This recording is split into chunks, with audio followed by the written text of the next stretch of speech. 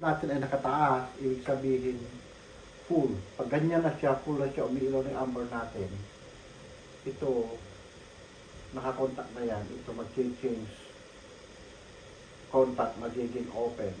Open to. So, patay ang ating motor is off. Patay din tong red light, motor run. Okay, so now, is amber, that means amber is energized siya kasi nakataas yung float switch natin. Pag nakababa, magkakarga ng tubig. Ginagamit niya ng tubig, bumababa kasi yan ay elevated tank. Bumababa siya, tubig.